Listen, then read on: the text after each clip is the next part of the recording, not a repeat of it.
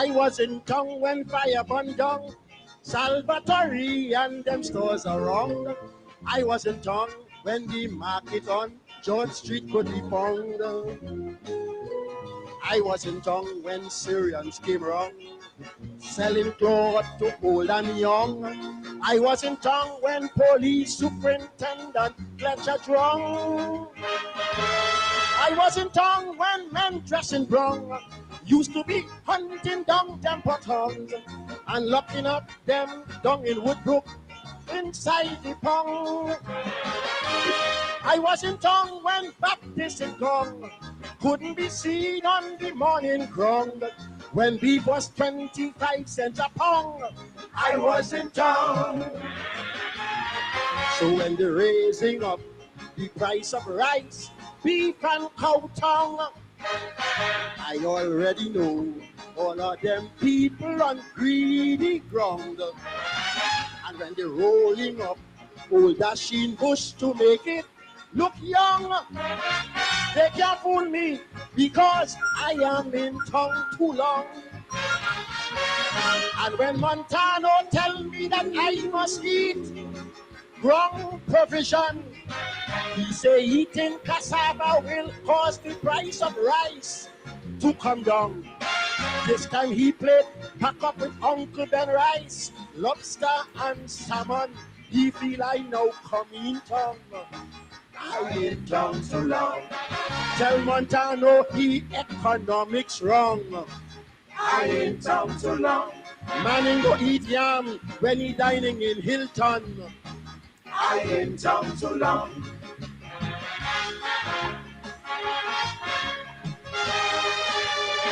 Look at your screens.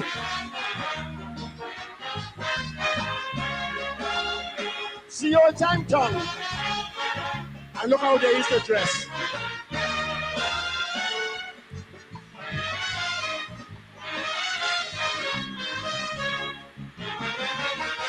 I was in town to see Pussa Chong playing cricket right by Maple Ground.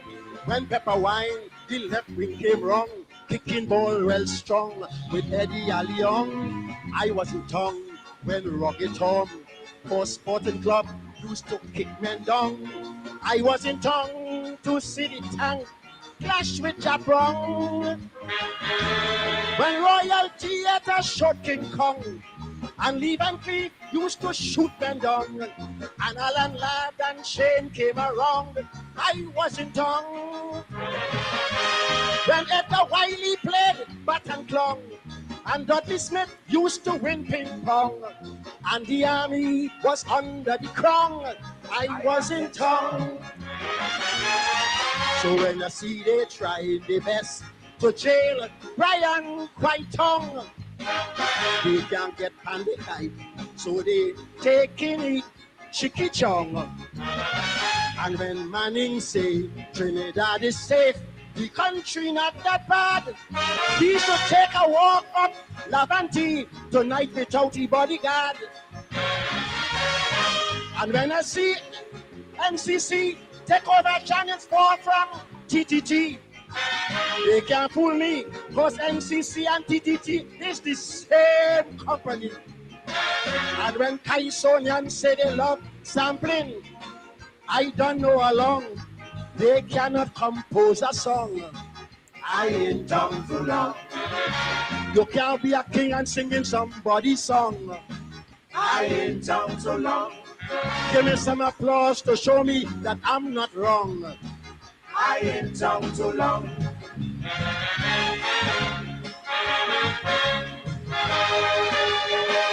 Too long. Too long. Look at Brother's Day. Look at your screens.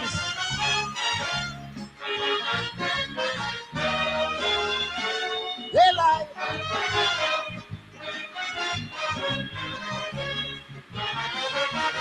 I was in town when great surgeons like Sir Henry Pierre and Najib son used to hold operations fixing heart and lung. When Bobo Lopes, Millet, Cheating Tom, and Jane Broadbell sold sex all day long, and Bradley Yard was the playground I was in tongue when the Lord pretend the windy crown and Zebra gave melody picong and Mirama had Paiso in tongue. I was in tongue when Lulu's band paid Kaisonian song and Lord Blakey slicky here long and Desmos makes our men turn wrong. I was in tongue. So when government say medicine free, we not around and telling me Mount Hope Hospital medically sound. But Manning and Pandy went away for the operation. They telling me in song, local doctors here are put on. And after I've been so long in Kaiso production, Gypsy Luther and Funny wanted me sing with Monroe promotion. But Bunchi Garlin catching Nenen to get paid for that competition. Not me and that soca crown. I ain't town so long. They rub all them singers hands down. I ain't town so long. Up to now the first two ain't get a pound. I ain't town so long. They can't trap me. Watch a long time, Saga boy. What's the call?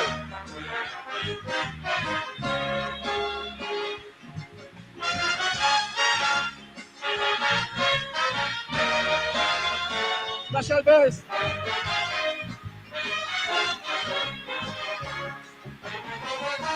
I was in town when Baton Baron had them invaders men on the ground. And Batwenty and Casablanca, Tokyo's surround.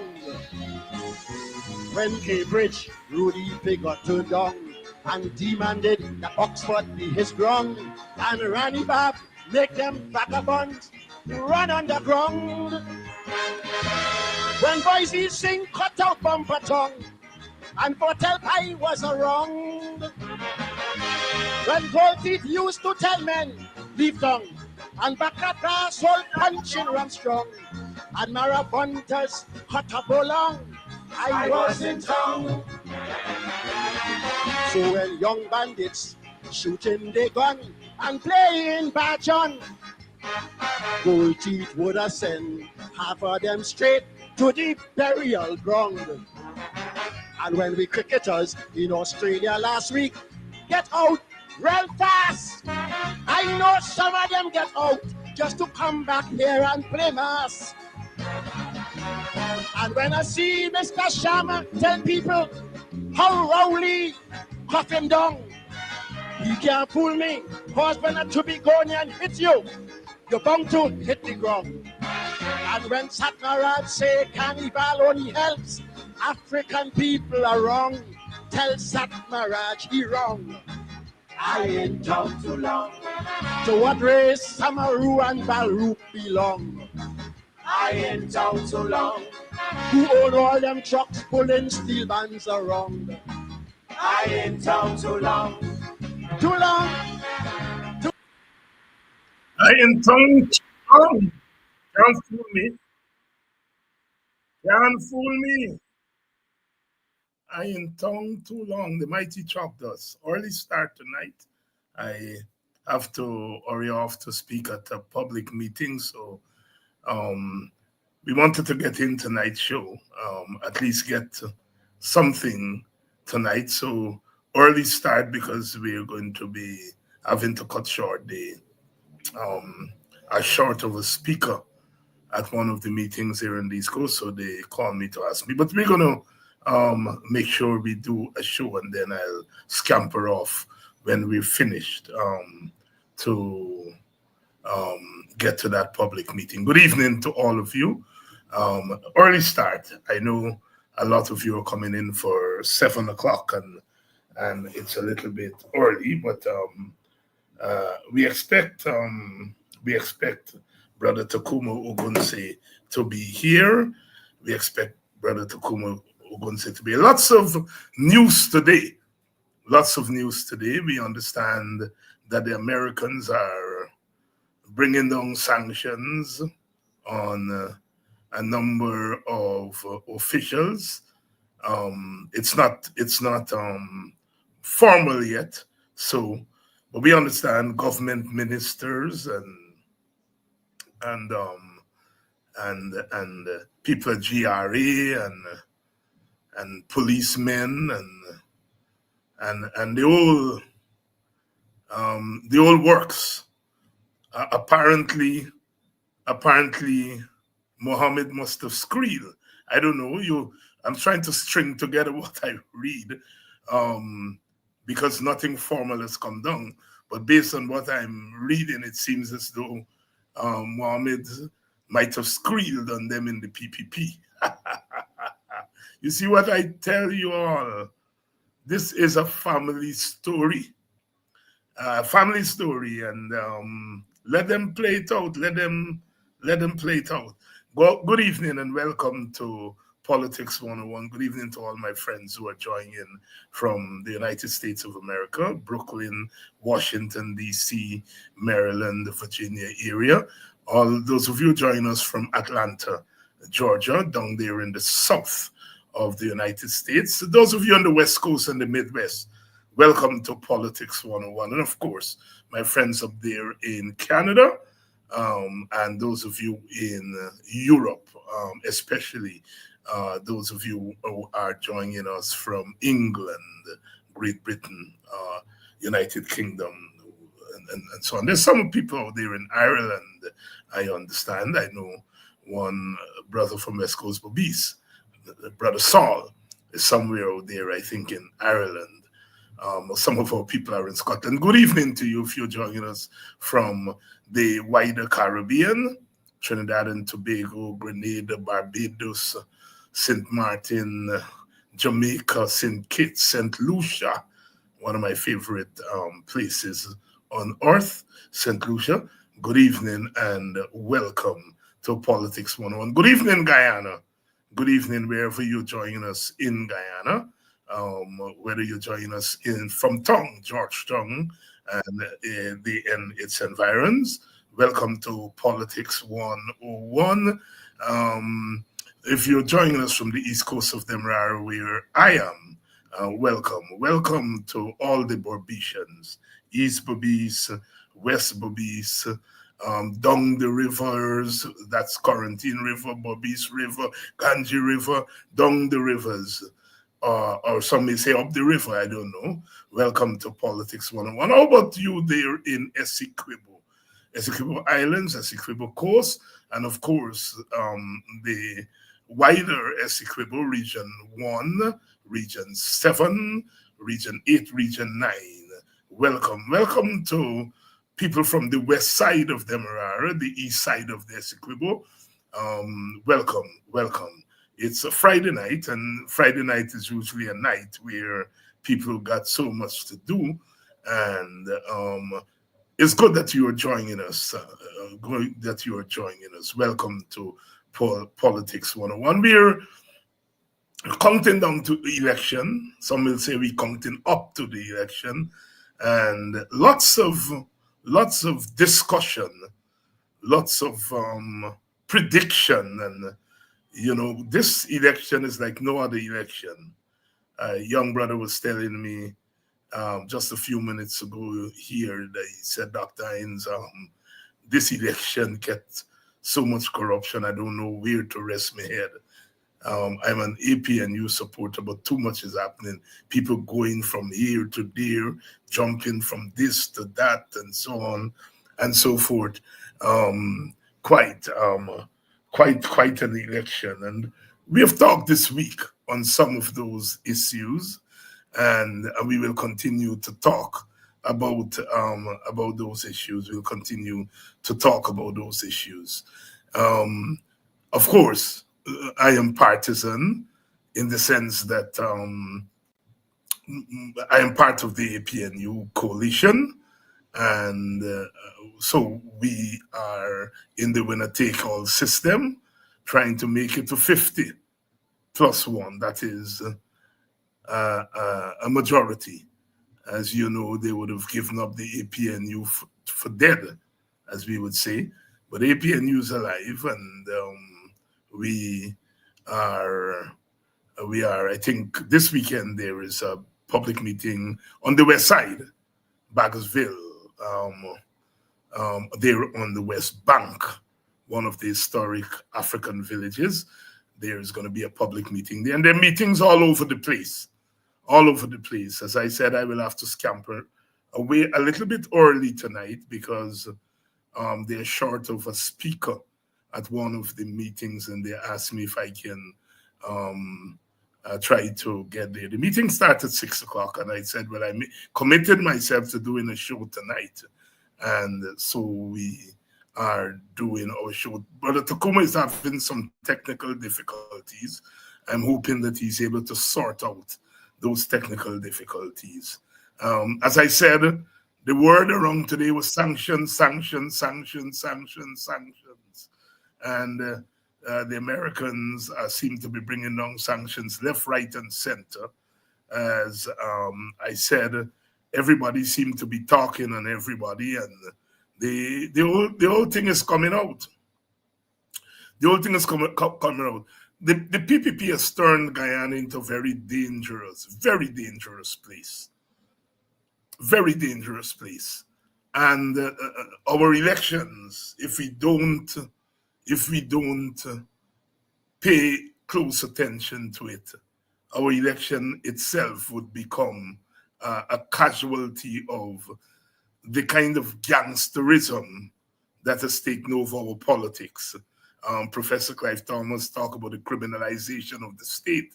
That is the merging of criminal enterprise with the state. And we have seen it. We have seen it. If what we are hearing about what the Americans are doing in terms of sanctions, I understand 2 government ministers, I understand a deputy commission, I understand people at GRE, all these people are part of the racket along with him. Mohammed, it seems, and it seems like the Mohammed might have talked on them, squeal on them. I don't know. We'll have to wait and see. I think Brother Tacuma may be ready for us. Let's see if he is. Well, he is, but we are not seeing his video. We are not seeing his video. Seem to be having some difficulty. Another story of interest is what has come out of GCOM. It seems as if there was somebody who has an ID card but was not registered. So who has a card, an ID card to vote, and is not registered. And GCOM has admitted that there is an error, that this happened. But they're trying to wish it away as some isolated thing. Well, it cannot be isolated. One is asking the question, and as one must ask, if one person is caught with an identification card and that person is not registered with GCOM, where did that person get that ID card from? And how many people are in that situation? It is particularly important because after 2020, as you know, we went into those boxes in the recount. And those boxes showed large numbers of voter impersonation. That is, people who were not in the country but voted. It meant that somebody had to have had an ID card for those persons, and those people voted in the name of voter impersonation. And APNU was able to send a sample to the police. And the police verified that 75% or more of the samplers of the names were not in the country. And it is estimated based on that sample alone, just a sample, that there were over 4,000 people who were in the country, who were not in the country and voted. So vote impersonation was a problem. And as you know, the opposition has been calling for biometrics as a way of deterring voter impersonation. The PPP fought against it, and the chairman of GCOM went along with them. They said they got it under control. Well, here we are. If somebody has an ID card and they did not register with GCOM, and they're on the list, this bloated list, they're going to be able to vote fraudulently. How many people are like that? And so the fact that GCOM is calling for an investigation, that investigation should have taken place after the 2020 election. Vincent Alexander has more than once on this program made that point, that he called for, Brother Tacuma Ogunseye seemed to be here, that Vincent called for all right, let's go. Good evening, Brother Tacuma. Good evening, Brother Tacuma. Are you hearing us? Seems as though there are some problems there, technical problems. Brother Tacuma has some technical problems. Brother Vincent has said over and over on this program that there should have been an internal review of the 2020 election, not an investigation, a review, to see what went wrong, what went right, especially given what came out of the recount. GCOM said no. So now that somebody's caught in fraud, somebody's caught, you are now going to do an investigation at this 11th hour. Both on Ghana fall. There may be so many, and we have been saying over and over again, this election is compromised. This election is compromised from the beginning. And that we are contesting this election.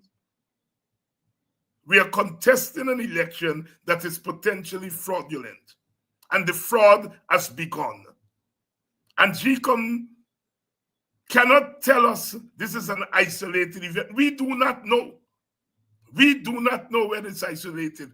We rather suspect that it is not isolated. So we are fighting against a fraudulent electoral machinery. And things have been exposed already. Things have been exposed already. Many people are saying the elections are going to be free and fair.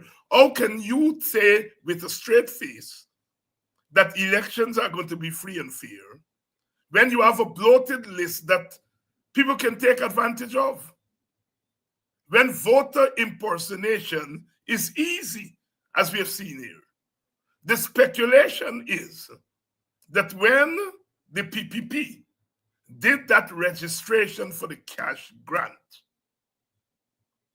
they were able to compile an alternative list. Remember, when the cash grant was first rolled out, they said each household. And before the day was over, they changed from household to each voter. Now, the WP has always said the cash transfer should be given to households, not individuals. Some of our people went along with the individual thing. And remember, they were telling people you have to register. Some people were resisting the registration, and they tell the people you can't get the grant if you don't register. So now people have registered. It seems that they have made fake registration cards and given to people who were not registered with GCOM. So that cash grant was not about cash grant. . It was about electoral fraud, and some of us said that then. And seems to be turning out to be true. Sometimes we wait for things to happen to believe that it would happen. That cash grant was not about the Guyanese people and, helping them with poverty and so forth. It was a means towards compiling an alternative list, and then they can look at the at GCOM, the official list, GCOM list, and look at their list and manipulate it.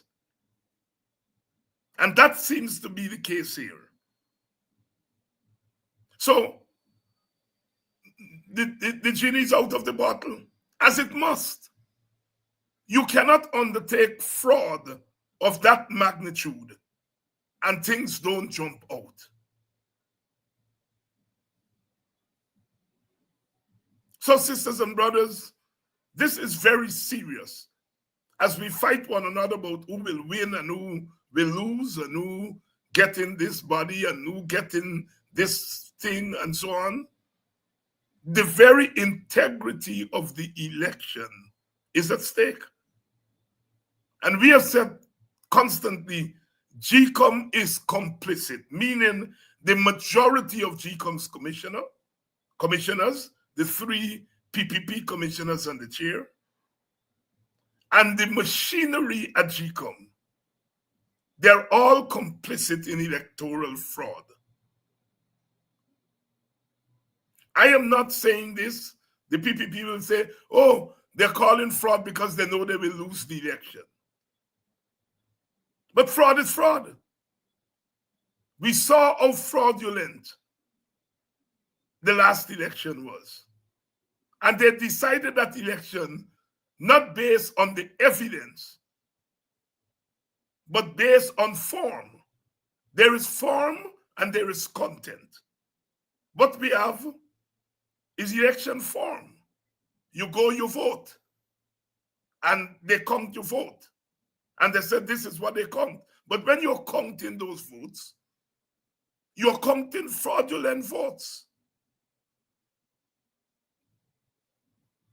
And that's the content. That's the content. Brother Tacuma has not fixed his issue. Brother Tacuma, are you hearing us? No?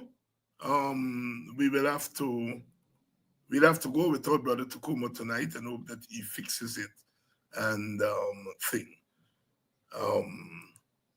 So here we are. The evidence is out that they have begun to rig the election. They have begun to rig the election. So we are fighting against riggers. We are fighting against riggers. So we are fighting against rigging.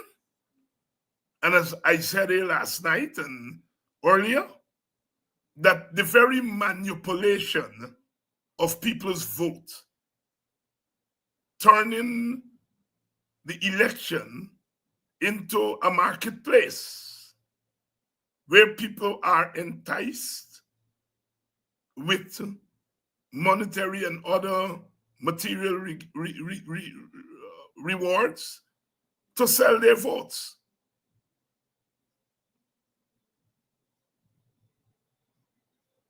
And once you begin to sell votes, you are assaulting the integrity of the election. It's a form of rigging. It's not legal rigging, but it's political rigging. It's political rigging. So, sisters and brothers, there, this election is tainted. Vote buying is going to be a norm. It is a norm. People are buying crowds. People are buying faces. People are buying votes. And we have created a situation in which the sacredness of the vote is being assaulted. And that is rigging.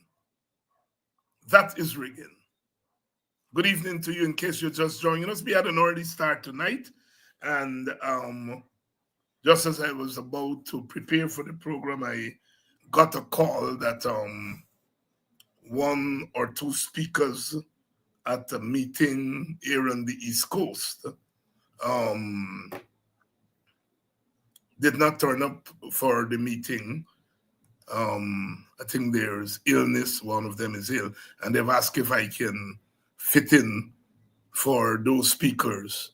So I am going to close our show a little bit early tonight. I started early, and I'm going to close a little bit early so I can skip out to the meeting. It started at 6 o'clock, so the meeting is ongoing.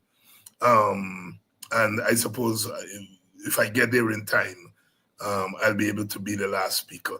I did say that, you know, we have to juggle between the program here and doing public meetings.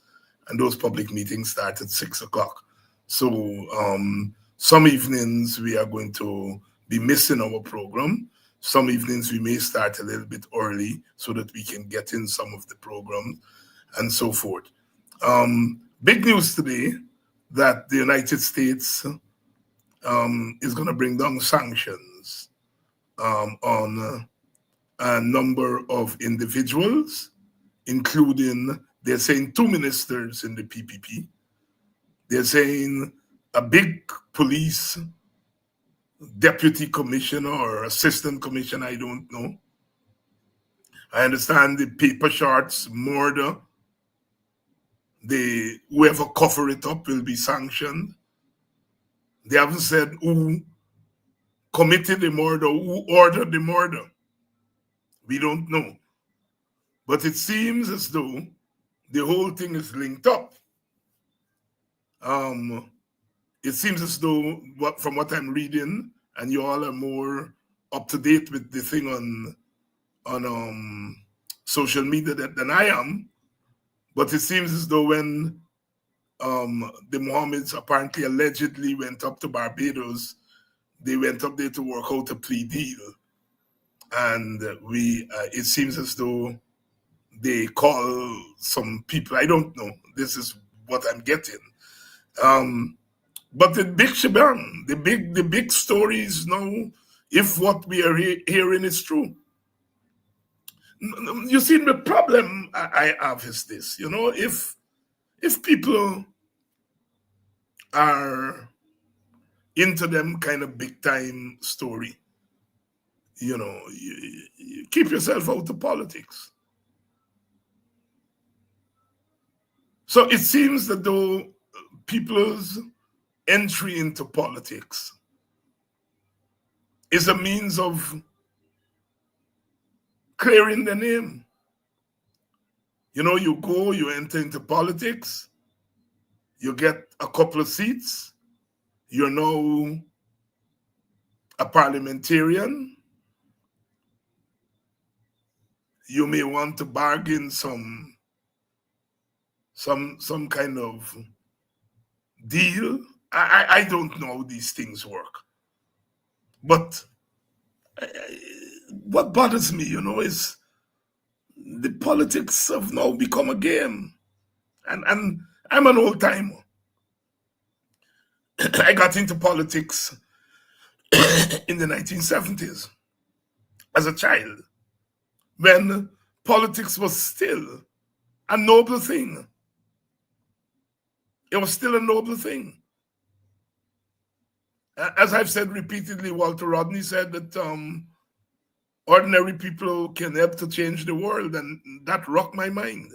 That is what got me involved in politics. I wanted to help to change the world, to transform the world. That is what took me to politics and my generation. And when you look at what is happening, you're wondering our politics have become so cheap. And if you throw things before people and you say this is what you have, you have to choose between a donkey, a horse, and an alligator. You're not giving people choices there.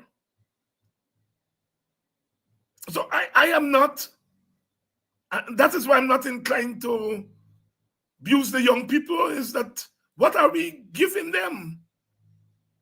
It's not what they're choosing. It's really what are we giving them to choose from? I've made it very clear, my party's association with the APNU is that when we look around and we ask ourselves the fundamental things that a society needs to live, we're asking which of the political forces, which of them is most likely to at least put us on the path.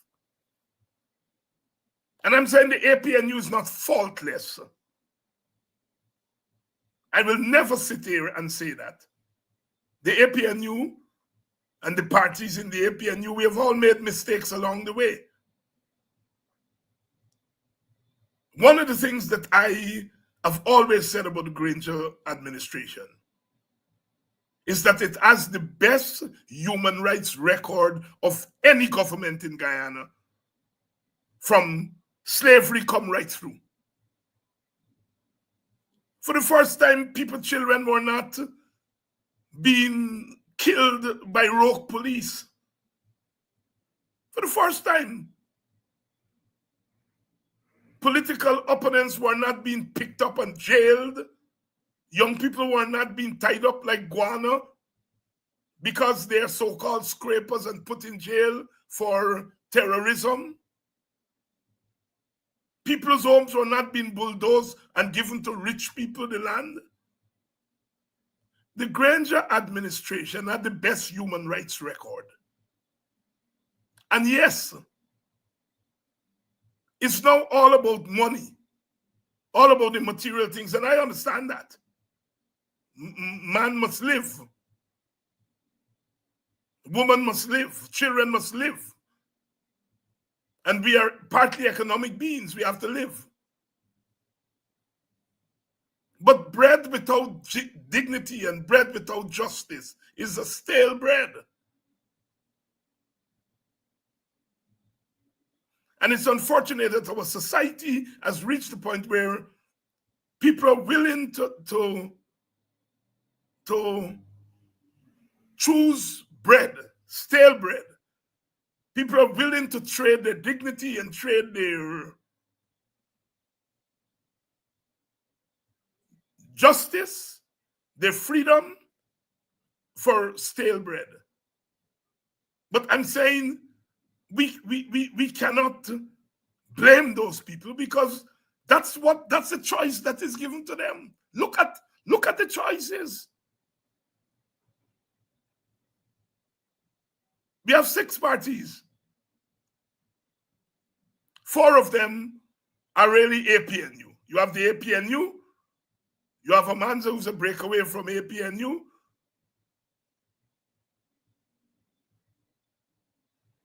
Sister Brooms break away from the APNU.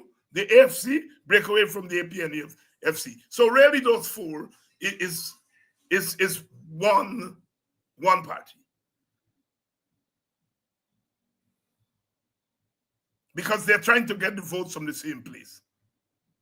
And then you have 2 others. Look at the choice.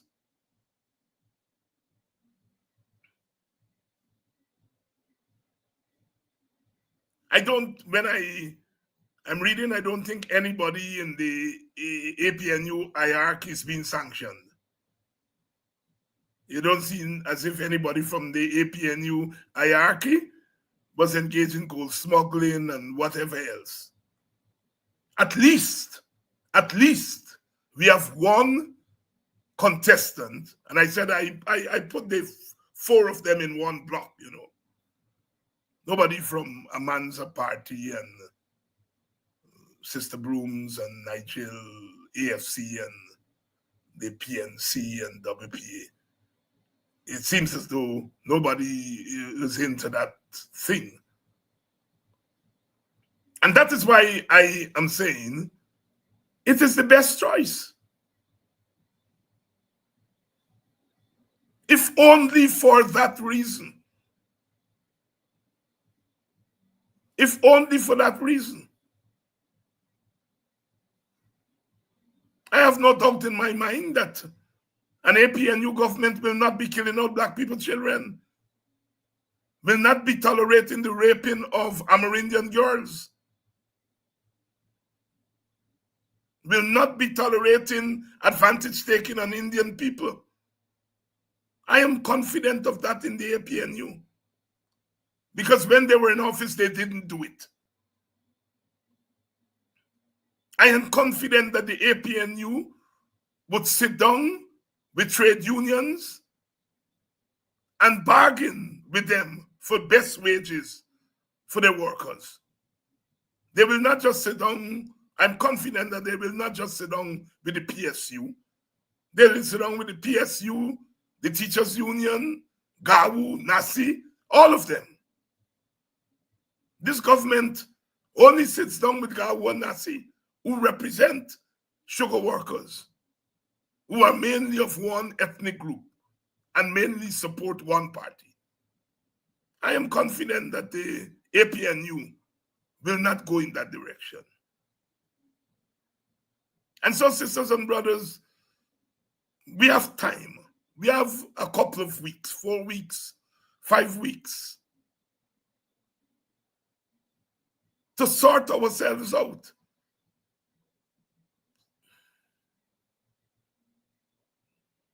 The vote is sacred. And the PPP is bad for Guyana. And if the PPP is bad for Guyana, then those who enable the PPP are bad for Guyana. And those who the PPP enable are bad for Guyana. My politics is not about individuals. That is why I'm hesitant. My politics is about the issues, not about individuals. I couldn't care what individuals do. But I'm saying, as individuals who have put ourselves up as public figures, we did not get there on our own. People invest in us. All those people who are leaving the PNC and going to the PPP.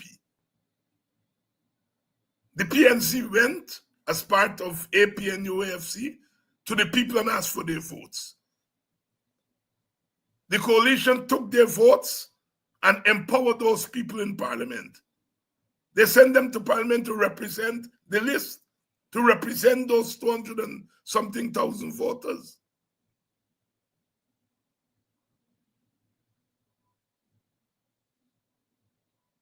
And one has a responsibility to people who invest in you. When you can just say, I have come to the decision.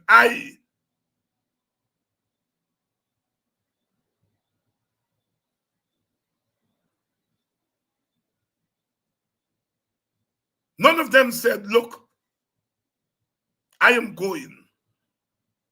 I'm going. I can't deal with the PNC anymore. That's okay. But none of them apologized to the people and said, look, I am going. I am making a personal decision. And I know that you people have invested in me. I apologize to you all. That I'm abandoning you all and I'm going. Just say that. I would be the first to congratulate you. But to have no regard whatsoever for the people who enable you to get where you are. You could not have gotten where you are on your own. None of those people could have run on their own and get into parliament. None of them. So it's not about personal decisions. I never joined the PNC. I never was a member of the PNC or the PPP. I've always been a member of the WP, a third party, and it's at one level is my right.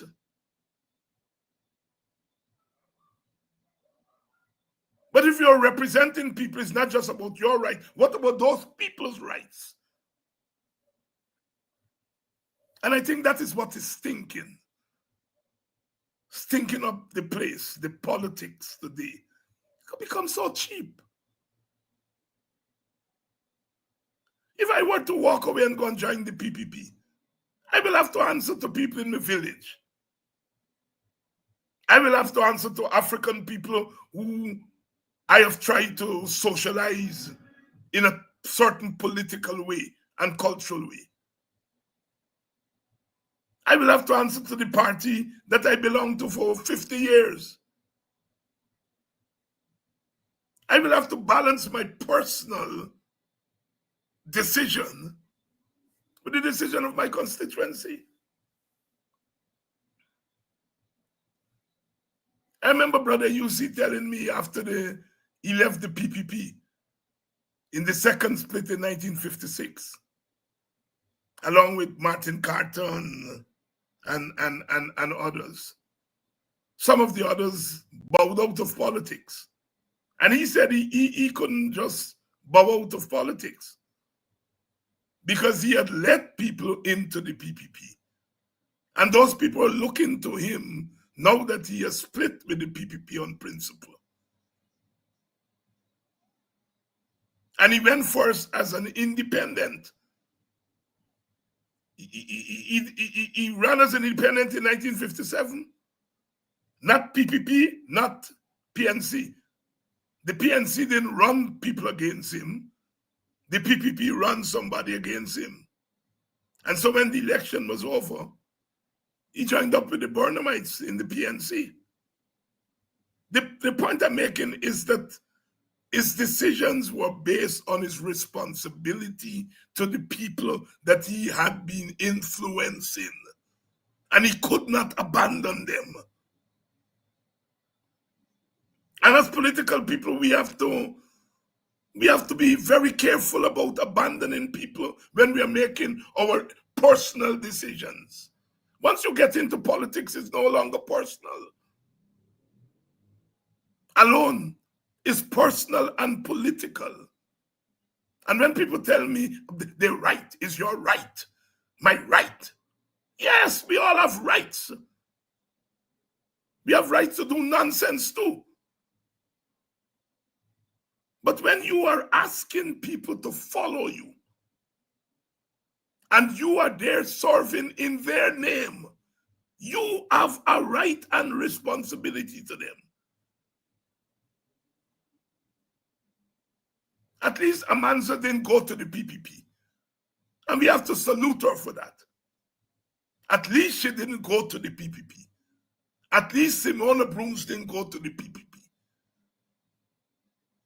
They followed with the PNC, but they didn't go to the PPP, which all of them were saying is the worst thing. Again, I don't care what personal decision people make. But when your personal decision will have political consequences, you have to be very careful. Because what has happened is that people lose confidence in politics. And they look at us and they say, we are nonsense. And so somebody like Mohammed comes along and they say, well, let me try. If we try them one who big and bright and get all kind of education, and look what they're doing. Look the corruption occurring to the young people. We might as well try somebody new, and then we cuss them and say, look, they're going behind Mohammed. But our behavior has forced them to lose confidence in us.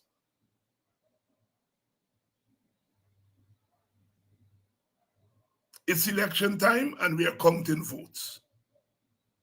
Let us count every single vote. This election is very important, as all elections are. And let's stay put. Let's count every vote. Let's try to influence minds in a positive way. We are not about buying votes. We are not about enticing people to sell their votes. We are not going into Indian communities and try to buy their votes. We are not going into Amerindian communities and try to buy their votes.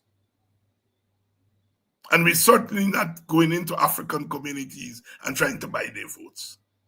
It's immoral. It's immoral. And it's not sustainable. Because I tell you, those young people, if a critical mass of them go along with what these parties are doing, when the elections are over, they're going to turn on those same parties. Them blue shot and red shot, those same people that you all are enticing, that you all are trying to influence in a certain way, those people will turn against you all. They're going to turn against you all. Because you all, it will become evident that you all don't love them. And they will figure that out. And they will turn against you all. It is not sustainable. But people believe that that's the way to go. So I have to run. I have to, as I said at the beginning of the program, that they've asked me to skip out and speak at a public meeting. Time is going, and it's now 7. I said I will stop at 7:30. Oh Lord, 7:38. Again, I have to run. Sorry to cut short tonight, but I'll see you all on Monday. Please, those of you who have not made your contribution yet to the WPA campaign fund, please do so. Please do so. And this weekend, I think on Saturday, is it Saturday? I think it's Saturday or Sunday. Saturday, there is a public meeting on the west side at Bakersville. And the following week is New Amsterdam. It's Emancipation Week next week. WPA is kicking off its public meeting on Tuesday night. We will be at Victoria, kicking off our campaign in the first village, Victoria. And then Wednesday night, we will be in Ansgrove, Moravian Street Corner in Victoria, Tuesday night. And then Wednesday night, Ansgrove Market Square. That's WPA kicking off its campaign next week. And then we take a break on Thursday and Friday for emancipation. We have our big emancipation ceremony on the 31st here in Buxton. Yoruba singers in attendance. Aubrey Norton, the opposition leader, the main, the featured speaker. We will have cultural events and so on. We'll talk more about that next week, early next week. So it's a packed week coming up. And WPA meetings Tuesday and Wednesday. Tuesday in Victoria, Wednesday Ansgrove, and then we move into the emancipation long weekend, and we come back the week after then. But we'll talk more about that when we come back on Monday. Stay good until I see you all on Monday.